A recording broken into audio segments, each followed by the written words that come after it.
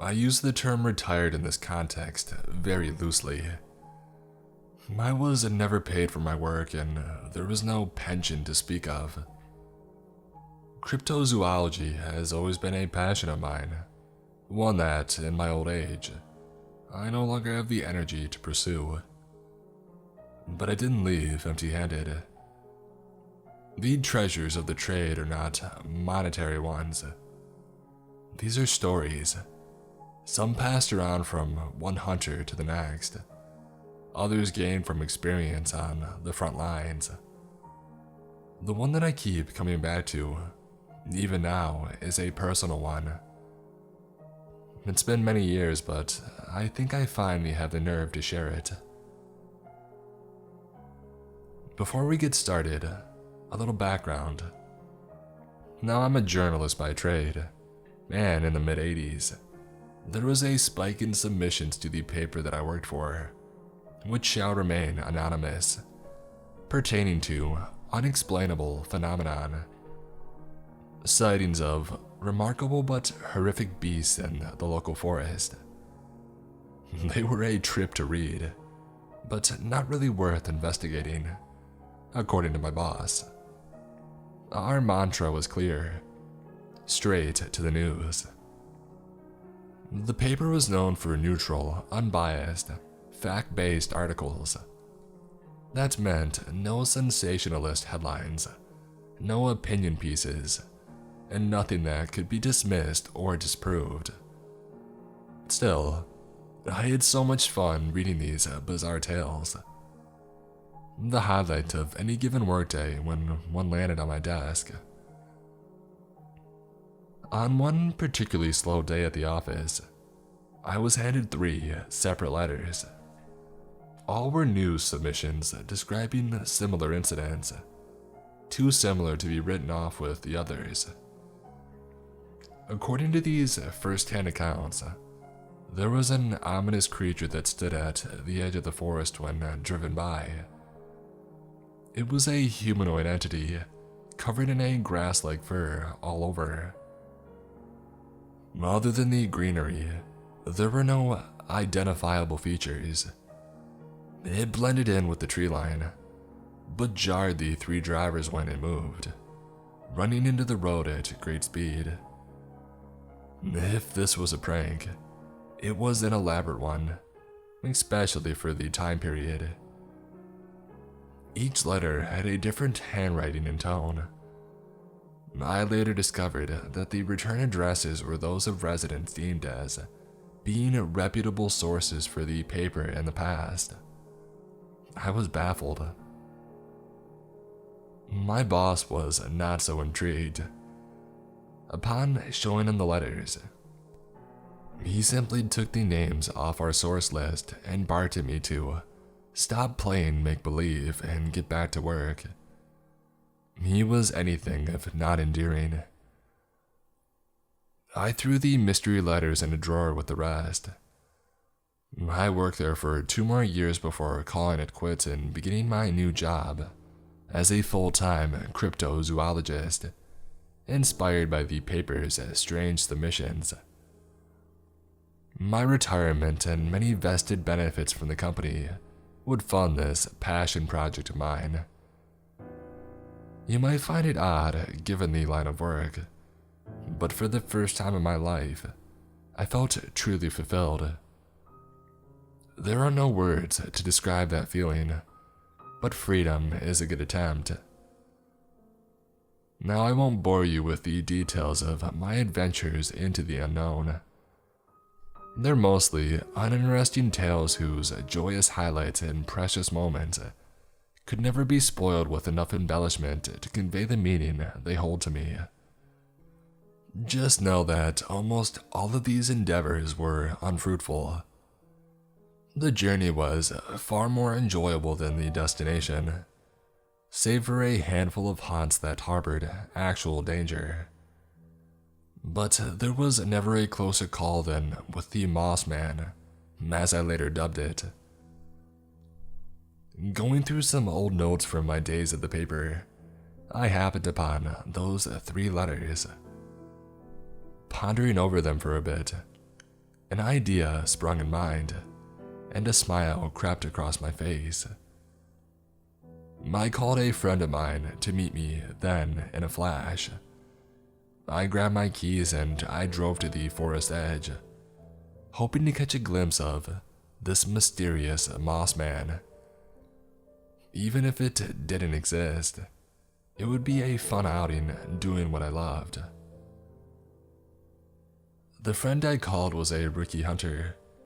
I was his teacher in a sense, a title I wore proudly. This would be our 5th excursion together. When he arrived, we didn't waste any time mincing words. We simply ventured into the woods, flashlights in hand, ready to find the beast and document its existence. If only we knew at the time what we were getting ourselves into. We walked quietly for an hour before one of us spoke up, spooked by the darkness. We were in need of some small talk to distract ourselves and break the awkward tension. "Say, Jack, why are you so keen on finding this grass man anyway? I thought your old paper was sent pranks like that all the time." I snickered. "It's Moss Man, Henry. And I never said that. That's just what my boss thought. I was never able to follow any leads." Henry looked off for a moment and then came back. "What if it was just a guy in a suit, scaring the locals?" Henry was a believer at heart, but he wore his skepticism on his sleeve. That's what I loved about him. It's his apprehension that kept my head on straight on the explorations we embarked on previously.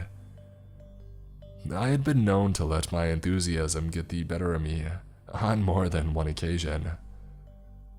Well, that's what we're here to find out. If there is no evidence, that will probably be our conclusion. Footsteps echoed in the distance, branches breaking beneath a heavy weight. Henry and I slowed to a stop. "Did you hear that, Jack?" "Shh, quiet. Don't make a sound." I listened but was met with only silence. We brushed the incident off and kept walking, now rattled. "So," Henry asked, "how big is this thing supposed to be?" All of the letters described it as being the size of a man. No specifics past that. Henry turned around and stood still for a moment. I stayed with him, assuming he needed a second to gather his wits. "I think I left something in my car. I'll be right." I interjected before he could finish his statement. "God dang it, Henry. Do you want to be a hunter or not?" Yes, I do, but..." "But nothing. How many times have you died on a hunt?" Henry paused. "Well, counting the kitsune incident, none?" "Exactly. So pull your spine out of your butt and match my pace. Walk with confidence. You're going to be fine." Henry took a labored breath, turned back around, and straightened his posture. My pep talk seemed to have an effect. "Okay, Jack. I can do this." He gave me a determined look. We never explicitly discussed it before, but I sensed that Henry looked up to me, not unlike how a child looks up to their father. "Good. Now follow me." I marched ahead and Henry followed. And then there were more footsteps. We stopped again. The sound was so close, I was compelled to yell out. "Who's there? Show yourself." The noises ceased. With a fair amount of trepidation myself, I pressed on, Henry now falling behind. "Pick up the pace, will you, Henry? This is what we're here for." A few moments passed and the sound of footsteps recommenced. This time, the source was revealed. Out from behind a large tree stepped a gentleman in proper dress attire, adorning an overly wide smile. A shadowy form illuminated only by a sliver of moonlight that broke through the forest canopy. Henry and I nearly jumped out of our skin and jolted back a bit. We then looked at each other, confused. I spoke first.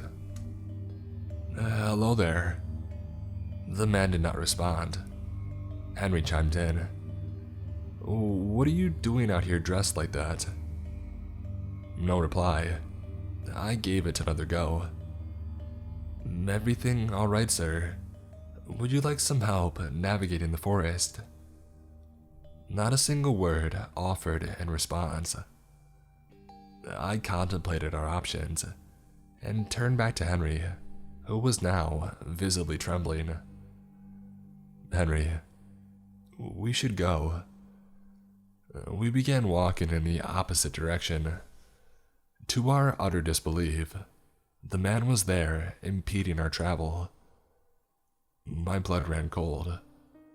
No footsteps this time, just inexplicable, instantaneous transit. Everywhere we turned, he was there. We had been ambushed. Without warning, the man transformed before our eyes. Green, grassy appendages seeped from his pores and enveloped his outline. His features vanished behind the foliage. It was him, the Moss Man. I never suspected that it could shapeshift, but this was no time to jot down notes. It lunged at us. Henry and I dispersed, but with overwhelming agility and strength, it was able to grab us both and pin our bodies to a tree. We were pressed so forcefully against it, the bark felt like thousands of tiny needles scraping the skin of my back. Henry flailed about, screaming in fear and agony. I too was scared, but having been in similar positions before, I held my composure and hatched a plan. "Hey, big guy, I have a proposition for you." It tilted its head at me, a horrendous amalgamation of vines where its face should have been. "I'm sure you have to feed and will probably taste better than that old rabbit or fox passerby. Trust me, I understand. But if you kill both of us, they'll come looking for us.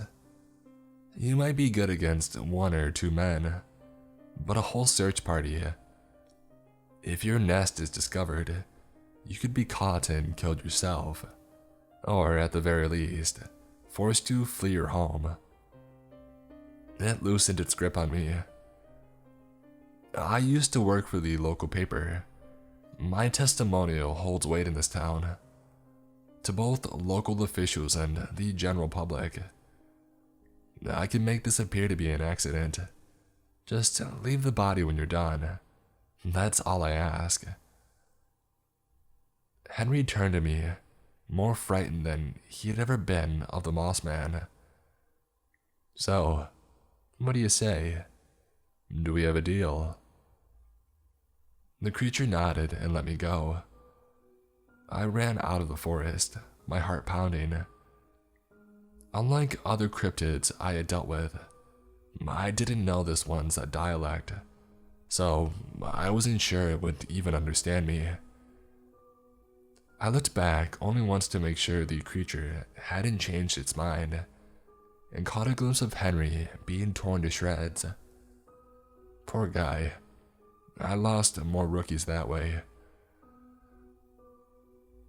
The following day, Henry's body was found at the edge of the woods. After speaking with the mayor, a closet hunter and good friend of mine, and contacting the paper, my old boss commissioned a report from me. Henry had been attacked by a bear on an unfortunate stroll through the forest one evening. It was the talk of the community for a while, and as such, folks steered clear of the woods. The Moss Man's nest was safe, and so were the locals. A job well done in my book. So, let this serve as a lesson to you. When searching for monsters, always bring a friend along for the hunt. They might just save your life.